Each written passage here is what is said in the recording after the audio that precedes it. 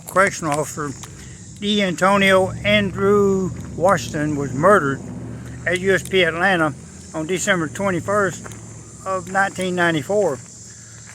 I was there at the time, and years later, being at other institutions, talking to some of the rookies about the incident, and most of the time trying to suggest they find a better job, because I just ain't about supporting the prison system. But I mentioned the incident about what people who were inside the cell block at the time that the murder happened, what they had said compared to what he had been told in training. And there's a big difference, which you can imagine that. That's the typical government way of doing things. Disinformation, you might call it. That's the same thing the KGB did. At USP Pollock, one of the officers told me that they taught them in training that Officer Washington was searching the inmate's cell, and the inmate got mad and then killed him because of it. And that's not what I was told, and told by more than one. So I trust my source more than what he was told. According to multiple sources who lived inside the cell block, which at that time it was a C block. It was all single man cells. But according to people that was in there, what actually happened was, well, let me back up and say, Officer Washington, he was one who wanted to be one of the boys. More than one person told me that he would do things, and pardon the French, but say things like, "Oh, you bitch motherfuckers, get in the cells, count time." That's not a good thing to be doing when you got a lot of people who really don't want to be called no bitch. That's kind of like a slap in the face. But to him, I'm sure he meant it in a more of a joking way, instead of, like trying to be a bulldog, or, just be trying to boss somebody around. Somebody sitting in prison, especially those doing a long prison sentence, and to have an officer to come working in the unit and being disrespectful toward them, that builds animosity. A lot of guys, they don't want to hear it. They don't take it as a joke. It's insulting to them. I was told that there was a guy that was in the unit. He come in from work and had his tool pouch hanging on the side of the bed. The beds at the time were the old military form of like the bunk beds, but there wasn't two. There's just the small beds with springs and the typical frame. But the guy was in his cell asleep and had his tool bag hanging over the end of the bed. There was a man actually sitting in his cell watching television. The televisions were hung on platforms that was on the outside of the block, or outside the cell block. See, you had a pipe chase went down the middle, then on each side of the pipe chase, that's how the cells were all, facing the opposite direction. I want to say there was 3 tiers, but at the end of each tier, there was stairs going up to the other tiers. If you enter the C block from the main hallway, to the left there would be the officer's cage, and back then there was vending machines and like a drink machine, and where you could buy snacks. You could go left or right, and then there were stairs that was leading up to the upper tiers. And as I said, I think it was either 3 or 4 tiers that the cell block had, but the event, it occurred on the bottom tier. To the left there was what they called a cop shop. It's where the cell house officers, they had a little small office, where they could have all their personal belongings and I guess all the forms and things like that they needed for their job. That would have been on the entering from the hallway. That would have been on the left side of the unit. Few cells down, that's where inmate Battle had his cell, and Officer Washington, he ended up stood in front of the cell and had his arms crossed, and then what someone told me is that Battle told him, said, "Hey man, don't you see I'm trying to watch television? Won't you get out of my way?" And they said Washington turned around and looked at him and just shook his head, like he wasn't going to move.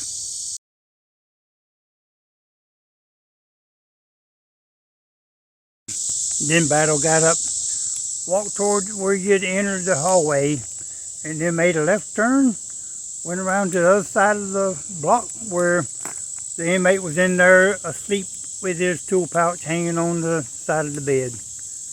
And he took a hammer out, and this part here gets graphic. The phone rang or something, and Officer Washington was heading toward the cop shop.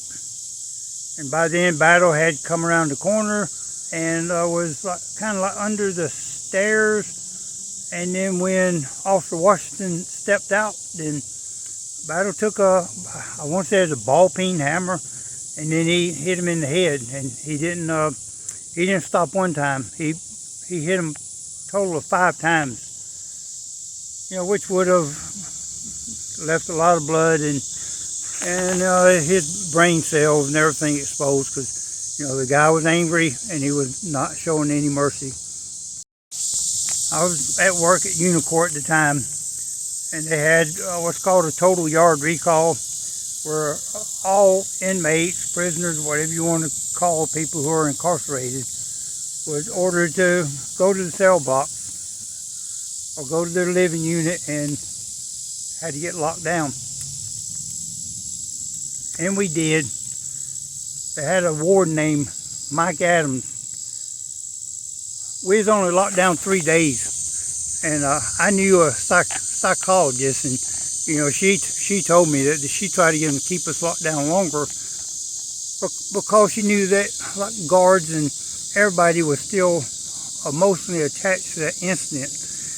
That was for the guards' sake. That was one of their own, and for the inmates, of course, there's some that was glad that it happened, and but I did know some who that they wasn't happy about it.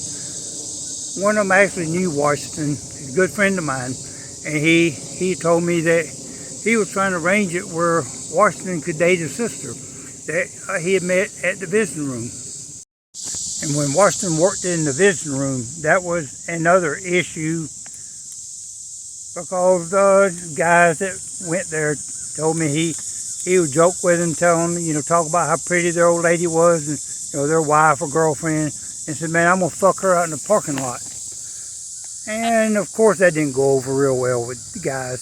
Everybody in prison, they don't take to jokes very well. While we were on lockdown, confined to our cells. At the time, I believe I had a cellie. A lot of times I didn't have cellies because I'd run them off, or they'd leave, or otherwise, I'd be in a cell by myself. But I think at the time, I want to say that I had a cellie, and but we got fed sack lunches, with like a couple sandwiches and a pack of crackers or something, and some little small cups or something of, usually it was Kool-Aid, something along those lines. And that went on for 3 days.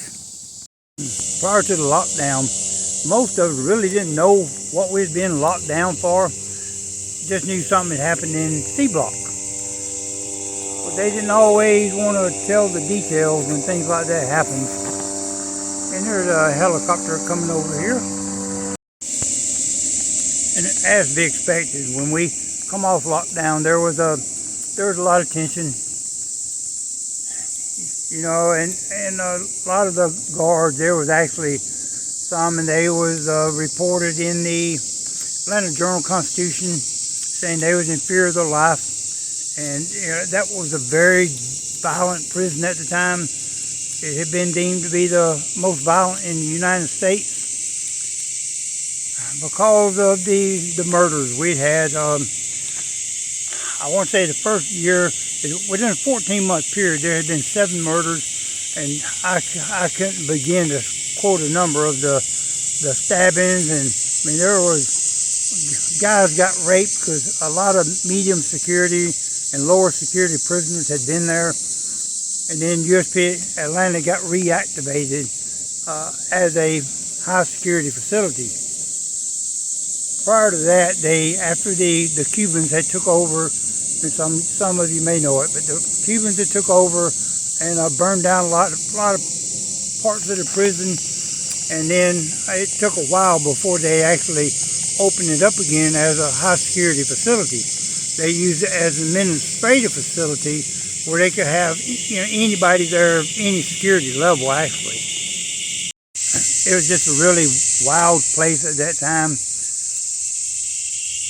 And I'm lucky to have been able to get out of there without picking up another case and, not end up doing something stupid. There was a couple times there was a lot of close incidents, and at the time I was into my drugging and drinking and selling dope and doing my typical stuff inside the prison. Is before I changed my life, and ultimately that is where I did change and was released. But after I had changed, then I somebody did what they call dropping a note. They dropped a note saying I was going to kill the warden and a psychologist, which is bullshit. I hadn't said that. And after I got transferred, I found out it was a guy that I was in the cell with at the time who had issues at USP Lompoc, which ironically, that's where I went after I left Atlanta.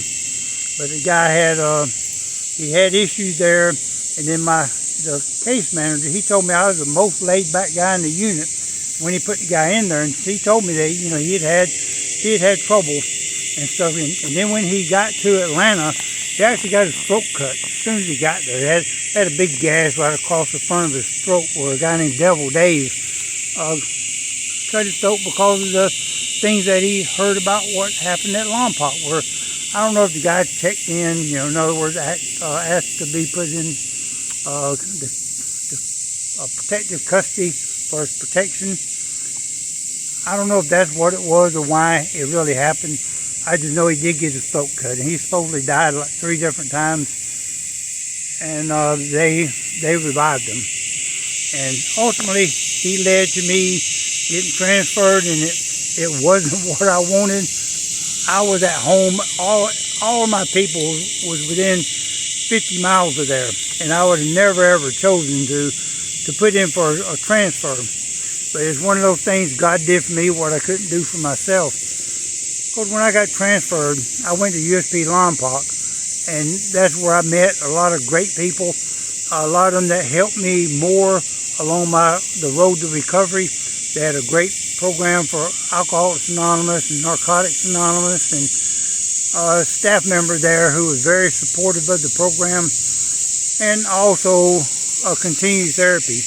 I went through 3 years of therapy to get my act together. Otherwise, if I hadn't done that, I don't know if my life would be the same as it is today. But back to the topic, I did get transferred, and when I got transferred there, I want to say it was November the 6th of 1996 when I went there, and then on April the 3rd of 1997, an officer got killed there. I'm going to do another video about that incident, so if you haven't already, please like, subscribe, and click the notification bell so that when I post new content, you'll be notified. I appreciate each of you, and I hope you have a great day.